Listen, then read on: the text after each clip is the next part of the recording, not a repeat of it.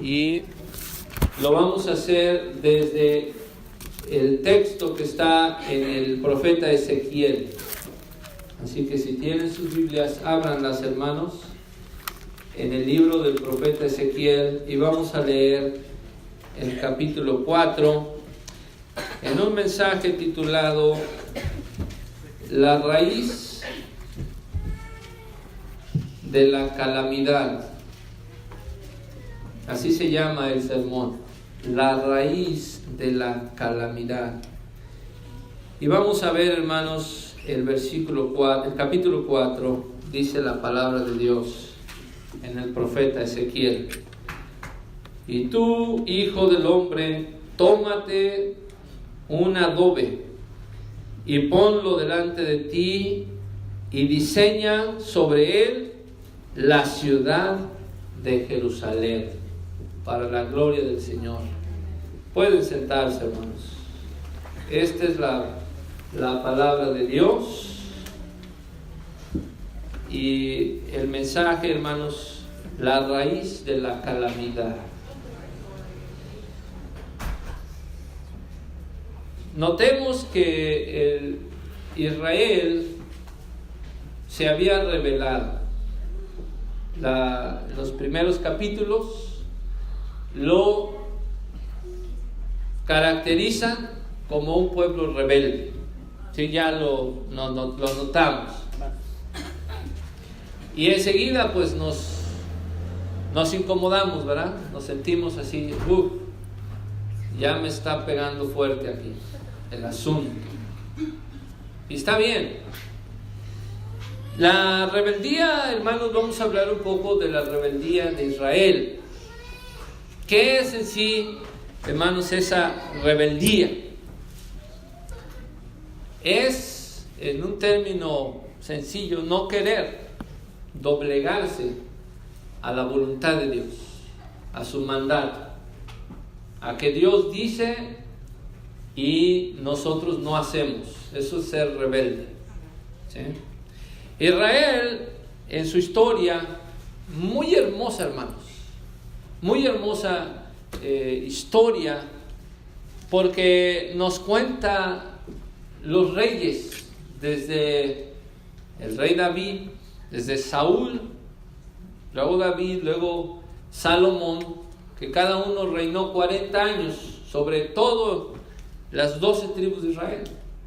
Después de ahí, el hijo de Salomón, Roboam, ya solamente reinó sobre una tribu, la tribu de Judá, y ya las demás tribus fueron al reino del norte con Jeroboam, y de ahí el reino se mantuvo dividido. Ya no fue un reino, ¿sí?, una nación, sino eran dos naciones. Entonces, dentro de esa historia es interesante notar que los reyes de Israel, que eran los reyes del norte, todos fueron malos, hermanos. Vamos a decir, no hicieron la voluntad de Dios. Y los reyes del sur, de Judá, hubo unos que fueron buenos, como el rey Josafat. Si usted lee la historia hermosa del rey Josafat, el rey Ezequías, el rey Josías, fueron hombres que cumplieron la voluntad de Dios, que cuando leyeron el libro de la ley y vieron que se debía celebrar la Pascua, ellos hicieron una fiesta grande, hermanos, y el pueblo de Dios se gozó en tener gobernantes como esos. Pero desgraciadamente tuvieron gobernantes muy, pero muy malos.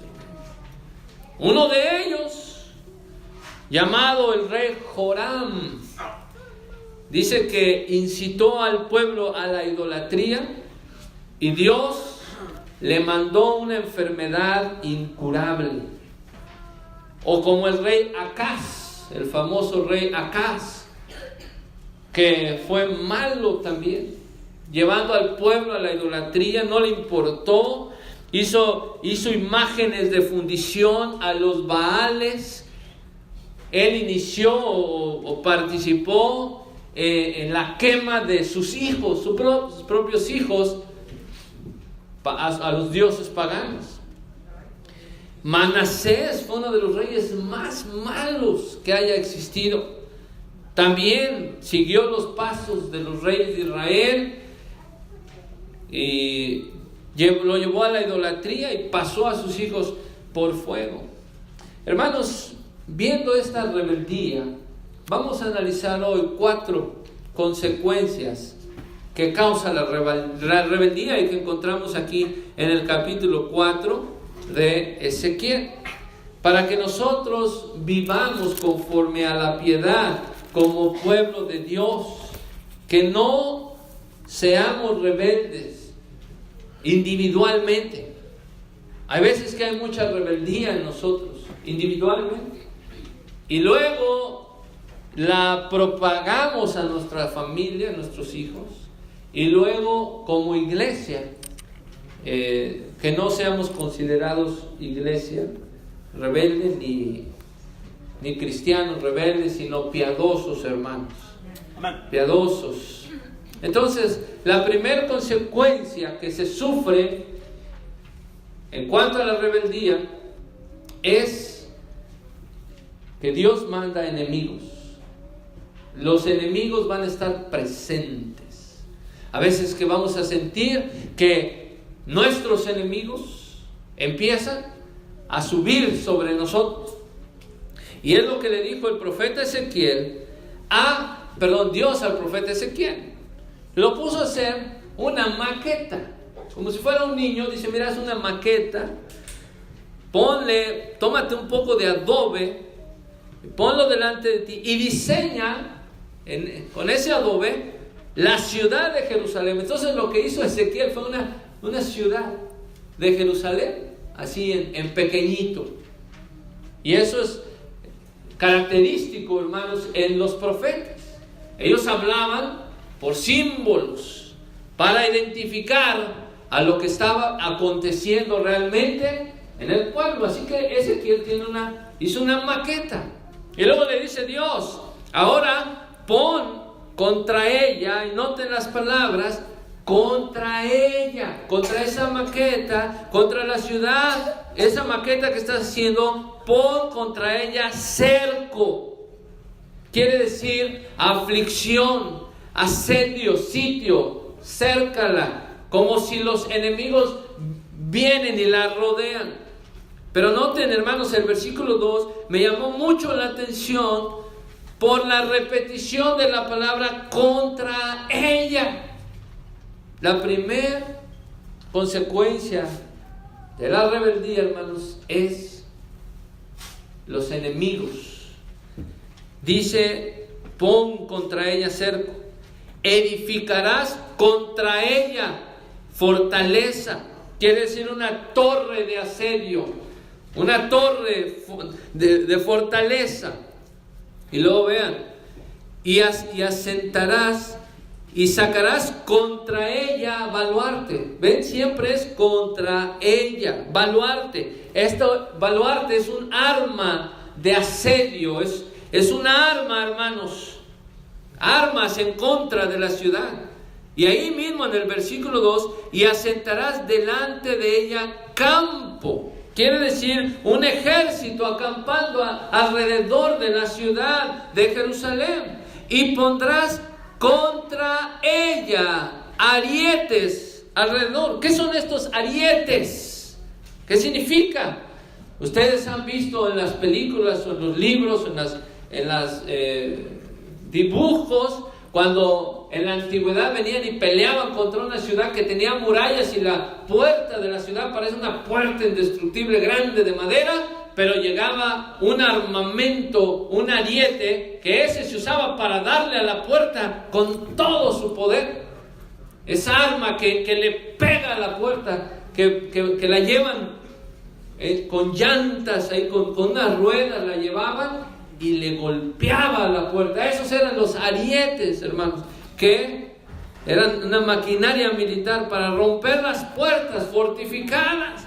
Entonces, ahí está, aparece como un niño Ezequiel con sus juguetitos, pero estaba, hermanos, simbolizando lo que le iba a pasar a Jerusalén. Ya 10,000 judíos habían sido transportados a Babilonia, pero todavía, hermanos, la conquista, o todavía, hermanos, el exilio no estaba completado, sino todavía iba a llegar Nabucodonosor hacia Jerusalén a saquearla, a matar a los niños, a tomar a las mujeres cautivas, al rey sacarle los ojos, matar a los hijos del rey, a sitiar toda la ciudad. Entonces es la raíz, hermanos, de la calamidad, los años de desobediencia de Israel, de Judá, del pueblo de Dios. Que esto, hermanos, no acontezca en nuestras vidas. Que esto, hermanos, nos sirva de ejemplo para que Dios esté peleando con nosotros, para que nuestros enemigos sean disipados. Hermanos, muchas veces el cristiano siempre es la mira de Satanás, es la mira del mundo. Los cristianos, hermanos, somos lo más deseado de Satanás. Que el Señor lo reprenda. Amén. Pero el Señor puede levantar a nuestros enemigos si nosotros nos rebelamos. Así que humillémonos ante Dios. Individualmente vayamos al Señor en oración, como hemos oído testimonios. He estado orando, he estado buscando al Señor. Hermanos, esa debe de ser la vida cristiana. Todo el tiempo disciplinándonos para la piedad, para que el Señor nos bendiga, para que el Señor nos guarde. Hermanos, Israel era un pueblo que Dios le había prometido grandes promesas.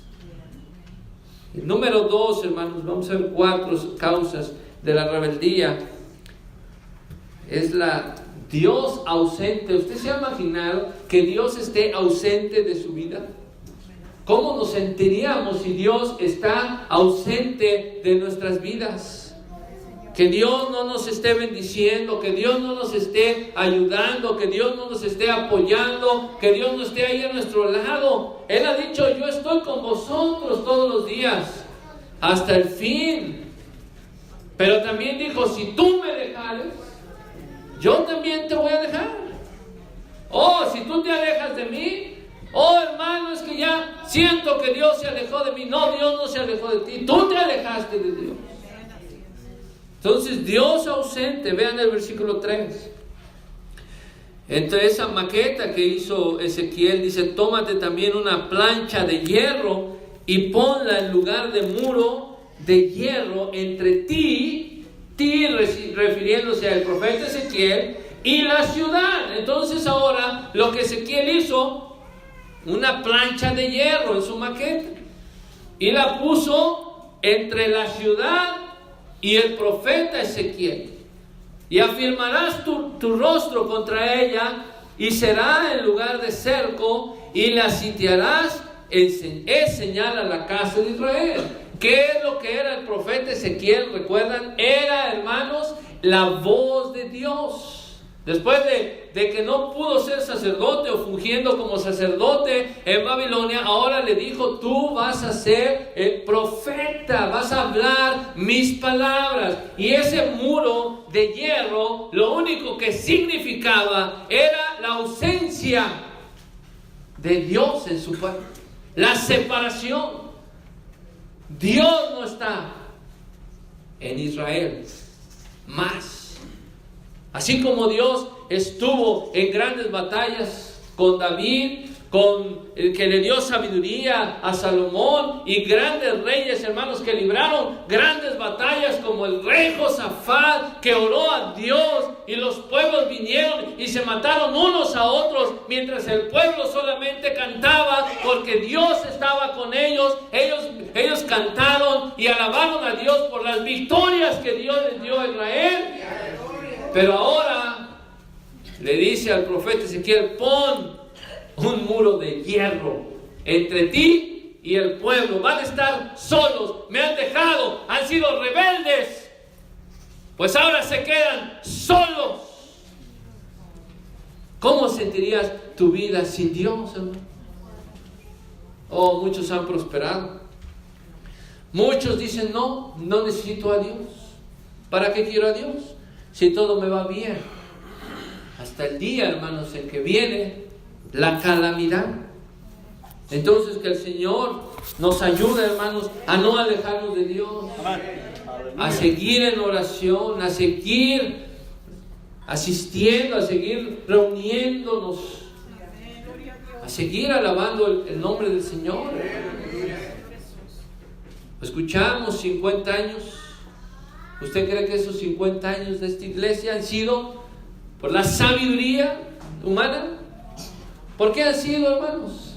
Porque hay un Dios grande, hay un Dios poderoso, hay un Dios que ha mantenido, hermanos, la predicación, ha mantenido su bendición, ha sustentado, ha provisto, ha multiplicado, hermanos. Bendito sea su nombre. Al Señor la gloria, la alabanza. Gloria al Señor. ¿Sí? Número 3, hermanos. La tercera consecuencia de la rebeldía, no solamente, como ya dijimos, es trae enemigos, y que Dios está ausente. No queremos esa muralla de hierro en nuestras vidas con Dios, pero también, hermanos, nos va a traer a saldar cuentas. Oh, tú te crees muy rebelde, te crees muy valiente, Dios te va a llamar a cuentas. A ver, aquí adelante, pasa al frente, y como dijo el profeta Isaías, estemos a cuenta, dice el Señor. Venid luego, dirá Jehová, ven presto y estemos a cuenta. Nos va a llamar a cuentas. Y si no estamos con el Señor Jesucristo, si el Señor Jesucristo no está en nuestras vidas, vamos a salir reprobados. Así que si el Señor está en tu vida, gózate, porque el Señor, hermano, te ha dado su bendición. Y vean, hermanos, lo que dice aquí el versículo 4 al 8. Y dice, y dormirás sobre tu lado izquierdo y pondrás sobre él la maldad de la casa de Israel. El número de los días que dormirás sobre él, llevarás sobre ti la maldad de ellos. Vean cómo el Señor especifica, la maldad fue de Israel. Ellos fueron los que se apartaron de Dios, ellos fueron los que se rebelaron contra Dios. Como dice la palabra de Dios, crié hijos y los engrandecí, pero ellos se han rebelado en contra mía. Hay poder en Dios. Entonces lo pone a dormir a Ezequiel. Le dice, te vas a acostar del lado izquierdo. Algunos dicen que es en símbolo al reino del sur y al reino del norte, porque después lo va a hacer acostar del lado derecho. Pero le dice, te vas a dormir 390 días del lado izquierdo. Así dice. Por eso les digo, lean, porque a veces digo cosas y no me creen. Dice, yo te he dado los años, versículo 5, de su maldad, por el número de los días, 390 días. Y llevarás la maldad en la casa de Israel. Versículo 6, y cumplidos estos, dormirás sobre tu lado derecho, segunda vez, y llevarás la maldad en la casa de Judá 40 días. Día por año, te lo he dado. Entonces lo que tenía que hacer Ezequiel era dormir de su lado izquierdo durante 390 días, porque fueron de alguna manera 390 años los que Israel se rebeló. Ahora esto no da las cuentas de los reyes de Israel, porque sería hasta el reinado de Salomón. Y vemos ahí, hermanos, que en el reinado de Salomón Israel servía a Dios. Pero si sumamos los 390 días o años que Israel se rebeló, y los 40 días o años que Judá se rebeló, nos da un total de 430 años. Y algunos dicen que es un símbolo de el tiempo que Israel estuvo ya en Egipto esclavo, pero que el Señor, hermanos, les iba, o como en Egipto les dio que saliesen con mano fuerte y brazo extendido. Hoy están en el exilio. Vean la misericordia de Dios, que aunque están en Babilonia, Dios les promete salir de esa esclavitud de Babilonia. Y sabemos que esto va a ocurrir cuando Ciro, rey de los persas, declara y da el decreto de que los judíos regresen a su tierra después de 70 años de cautividad. Y esto nos da a nosotros esperanza, hermanos, de la libertad en Cristo Jesús, del pecado y de la muerte. A su nombre la gloria.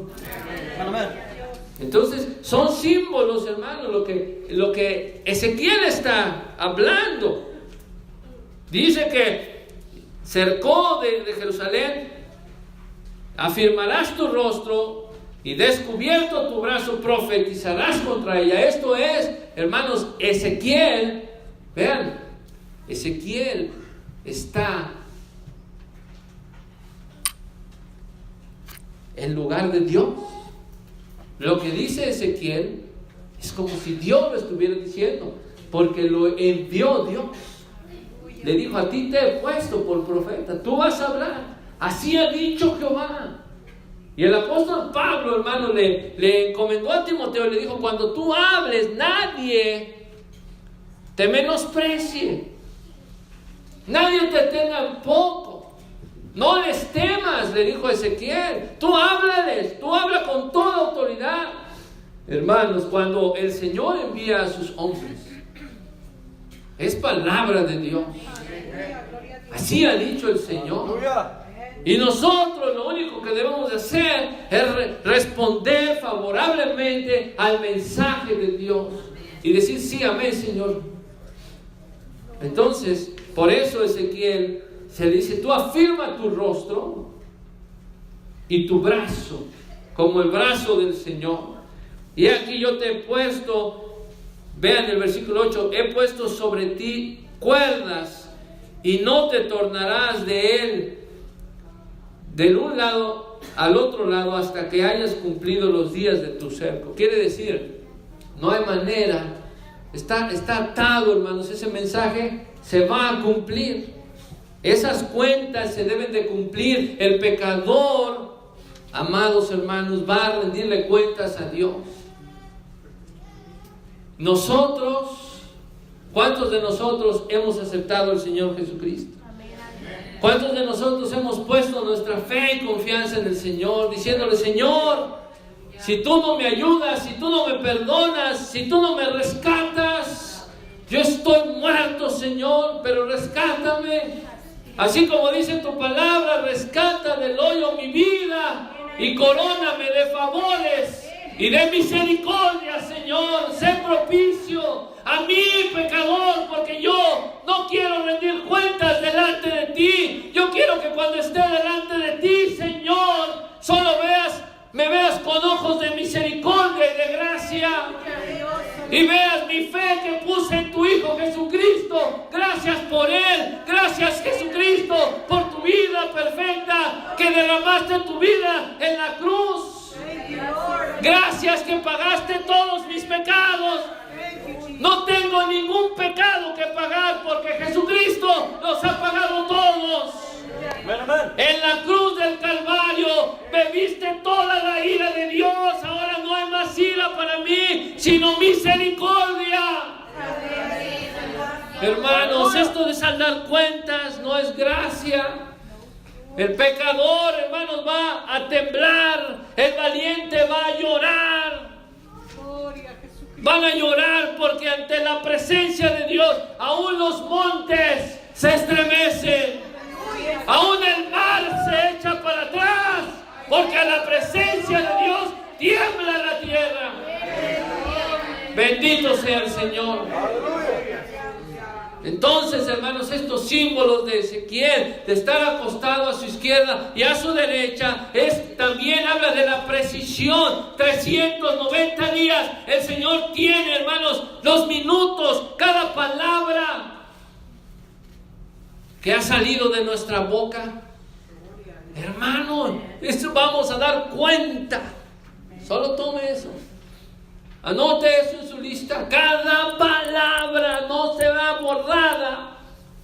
Si hay algo porque Dios vaya a juzgar al mundo, es por su boca. Por lo que dijiste, por lo que dijimos, por lo que dijo el mundo. Y no, nadie se escapará. Es lo que significan estas cuerdas. Y ahí está el profeta Ezequiel atado. Y por último, hermanos, la escasez presente. La rebeldía trae escasez. Por eso dijimos este mensaje es la raíz de la calamidad. Muchas veces viene calamidad a nuestra vida, vienen desastres, vienen problemas, pero muchas veces la raíz de eso es nuestra propia rebeldía, que Dios nos empieza a llamar. Como cuando el niño no obedece y está rebelde, ¿qué hacemos? Tiene 2 orejas, ¿verdad? Y una le queda más roja y dice, vente para acá. Y el niño no, pues ¿cómo le va a jalar? Porque lo tiene uno bien agarrado. Ya aquí los muchachos ya saben de lo que les estamos hablando. Pues así el Señor, hermanos, que nos tenga con una orejita roja, pero que nos traiga a su camino, hermanos. Y es lo que el profeta Ezequiel les está profetizando a Israel. Miren, el templo de Jerusalén va a ser violado por los babilonios. Ellos van a destruir el templo.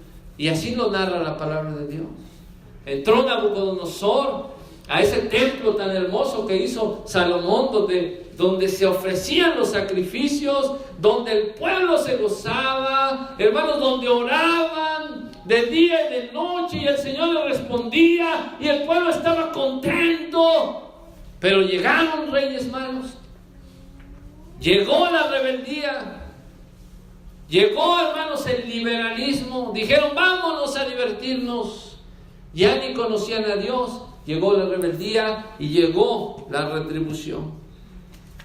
Y dice aquí, hermanos, terminando, versículo 9 al final, dice, también toma tú para ti trigo, cebada, habas, lentejas, mijo, avena, toda clase de cereal. Haz pan con eso.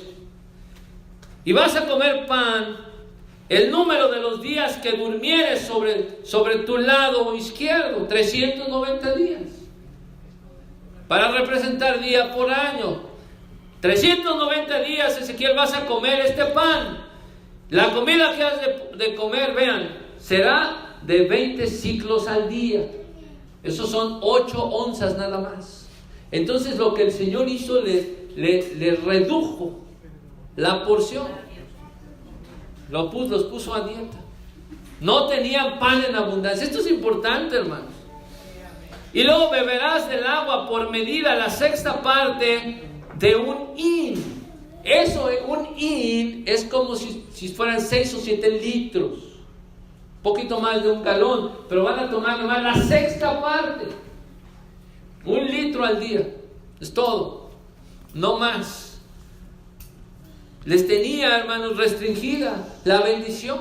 Ven que la rebeldía lo único que trae es escasez. Y luego, el pan no será pan normal, será pan inmundo. Porque dice la Biblia que lo debía de cocer sobre estiércol humano. Y si no me cree, ponga sus ojos ahí en la Biblia. Le doy permiso que usted lo lea. Que a veces ven y diciendo, hermano, ¿qué está leyendo? Bueno, no es de que el pan, ¿verdad?, tuviera excremento, pero era el combustible que usaban y era algo repugnante y olía mal. Pero así debía de cocer el pan el profeta. Entonces enseguida Ezequiel dijo, Señor, no es posible. Mi alma nunca ha comido nada inmundo. Entonces el Señor en su misericordia le dice, bueno, está bien. Pero entonces agarra estiércol de vaca y ese va a ser, sobre eso vas a cocer el pan, para que el pan sea inmundo. ¿Se dan cuenta de la justicia de Dios, hermanos? El Señor le había prometido a Israel: mira, si me sirves, yo te voy a dar por heredar una tierra que fluye leche y miel. Iban a comer pan del cielo. El Señor no les dio pan del cielo. No les dio el maná, hermanos, por 40 años en el desierto. Lo único que tenían que hacer era salir fuera del real, de sus cabañas, y en el campo ellos recogían cada día durante 40 años lo suficiente para su familia. Cada día les daba el Señor pan del cielo. ¡Aleluya! Y luego a los cristianos el Señor nos ha dado el verdadero pan que ha descendido del cielo, porque Jesús dijo: yo soy el pan de vida, yo soy el pan que he descendido del cielo. Vuestros padres comieron el maná que descendía en Israel, pero son muertos. Pero el que coma de este pan que yo le doy tiene vida eterna. El que cree en mí tiene vida eterna. Los que confían en Jesucristo tienen vida eterna. Los que participan del Señor, los que aman al Señor, los que alaban su nombre, tienen vida eterna. Bendito sea el Señor. Alabado sea su nombre, hermanos. No somos un pueblo que deba de estar en calamidad. Somos una iglesia que debe estar en bendición, hermano, que debe estar bendiciendo al Señor, no solamente por 50 años, sino otros 50 años, y eternamente darle la gloria al Señor. Un pastor una vez dijo: no te preocupes por el número de miembros que hay en tu iglesia. Preocúpate y gózate porque eres parte de la iglesia de Cristo. Eres una pequeña partecita, pero que esté en el cuerpo del Señor Jesucristo. El Señor, hermanos, no nos ha traído para estar muriéndonos de sed espiritual. Porque el Señor en el día grande de la fiesta dijo, se puso de pie y clamaba grandemente en San Juan 7:37 y dijo: si alguno tiene sed, venga a mí, beba. Y como dice la Escritura, ríos de agua viva correrán de su vientre. Y esto dijo del Espíritu que habían de recibir los que creyeran en Él. ¿Cuántos hermanos creemos en el Señor? ¿Cuántos de nosotros queremos arrepentirnos hoy en día, venir a una oración arrepentida y decirle: Señor, yo no quiero sufrir las consecuencias de la calamidad en mi vida, ni material, ni espiritualmente, sino quiero ser un cristiano que humilde alabe tu nombre? ¿Quieren orar conmigo, hermanos? Yo los invito